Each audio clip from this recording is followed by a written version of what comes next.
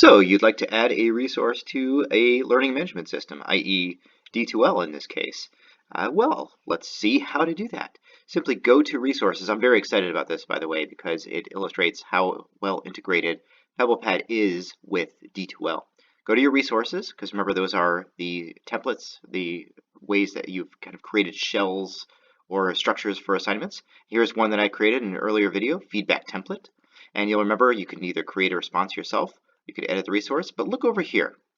There's this column, shared and not shared, right? Well, we're going to share it. So click on that. Now you could say, I want to share. All right, now there are several options here.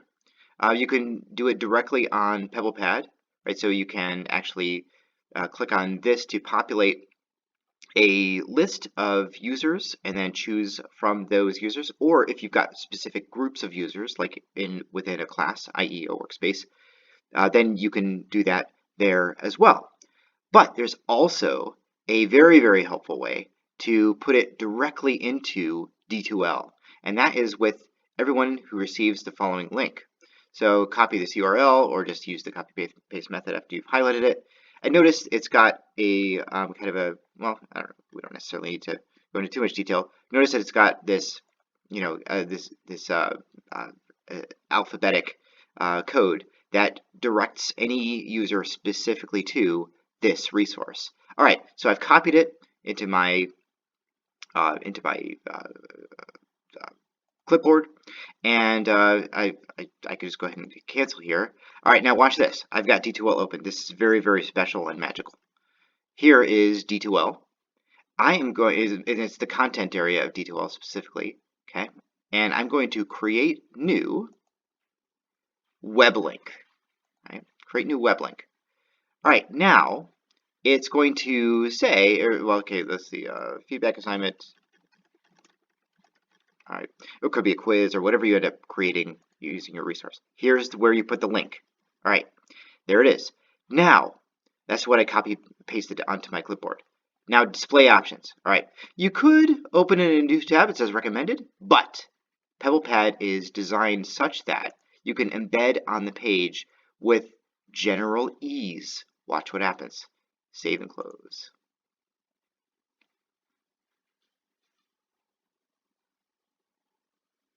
Okay, and look at that. It appears already embedded, and it even works very well with the new content experience of D2L. And here it is. And this is the feedback assignment. This is the resource that I had created in an earlier video. And students can interact with it inside D2L just as if they are interacting with PebblePad. In fact, I think you'll notice it's already on my PebblePad. Since I'm logged into PebblePad, it seems to recognize my credentials and my credentials seem to follow also to D2L. And so I think in order for this to really work, you do already need to, I think, be logged on to PebblePad. I haven't checked to see whether you don't, and if you don't need to be logged into PebblePad at the same time, then that means that PebblePad is even more deeply integrated with D2L. But again, I haven't checked that. And in other words, PebblePad might recognize when you're logged into D2L as yourself. I'm not sure that it will do that. Anyway, so just make sure that you're logged on to PebblePad as well, so that it shows up in this manner. All right, now from here, your students or you, if you want, you could change, this hello feedback. All right, and you could give your responses, whatever options. Remember this. You can add evidence. I already did on here, incidentally. Or you could do whatever the resource, i.e. the template, calls for. All right, now, when students or you wish to complete this assignment, you can save it, so that way you can return to it later, right? Save. But also, and more importantly, when you want to submit the assignment, you go up to this little, pretty little, well, it's not exactly a lotus, but it's some kind of flower that resembles a little bit the PebblePad logo. All right, now click on that, and look, you can share. Okay, so students can click share, and you can share as well. Now, what you've just completed makes the resource an asset because you've responded to that resource and you've filled it in, and now it can become an asset. So you can share it as an asset. I'm going to go ahead and do that. All right, So now, what you could do, oh yeah, one linked item, I think that's the piece of evidence that I added. You can share it, again, with people for advice or collaboration. So you can share things with each other. You can share it with a web. So I think this means that, actually, let's go ahead and follow that. Oh yeah, you could put it on the open web. Fascinating. Okay, I hadn't looked at that before. Or, and this will be maybe the next series of videos, you could share it with Atlas. Now, just to give you a foretaste of what Atlas is, if you're not already familiar, Atlas is kind of like the interface between users that PebblePad has built. So far in earlier videos, we've been working with what's called Pebble Plus. That's kind of where you're kind of designing and making things. But Atlas is where you are sharing things a lot and interacting with lots of other users in a very, very efficient and structured manner. In a sense, Atlas kind of resembles D2L itself. It's almost like PebblePad's own learning management system, in a sense, right? So Atlas is a great way to share things.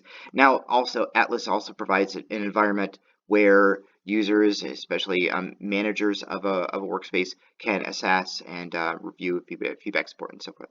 All right. So anyway, that's what it will look like if you share it on Atlas. Now, these are items that I've created. These are workspaces that I've created within Atlas. Workspaces resemble classes. They're kind of like classes in PebblePad. They work in a very similar manner. So I'm going to share it with that one, right? Okay, there we go. The pre-made. Okay, but anyway, you can yeah, do that, right? Anyway, that gives you a sense of what it could be like for students to complete an assignment that you have embedded on D2L. I hope you see how easy it is to do, and this is just one more reminder of why I find myself really loving PebblePad, because it's so kind of well designed, well coded, and it's very user friendly and very, very compatible, I think you see, with D2L. All right, I hope you found this very informative. Once again, I'm using my sandbox here, so you can use your whatever shell you may have created, or sandbox in D2L, to again fiddle around with it and monkey around and see what ends up happening, play with it, and so forth. Oh yeah, one more thing to point out. You'll notice this isn't just the assignment. This is actually the whole PebblePad website, right? PebblePad web page that's embedded in here. So you could do anything else with PebblePad. You can go back. This is exactly what we had been seeing before, right? You can look at your other resources, right? Just like we were in other videos, right? So students can access their own PebblePad from right here in this little embedded link that you've created for them. Of course, they can also go to PebblePad's website, itself, and do all these things as well, including share the resource from PebblePad. But this is just a way for them not to have to go to an external site in order to do anything. They can do everything within D2L. That is part of the magic. I love it. All right, in future videos, I will talk a little bit more about Atlas, but I think you've also seen that you can do many, many things without even using Atlas at all. Okay, so yeah, and so far we've been only using Pebble Plus. Right? Okay, all right, happy playing.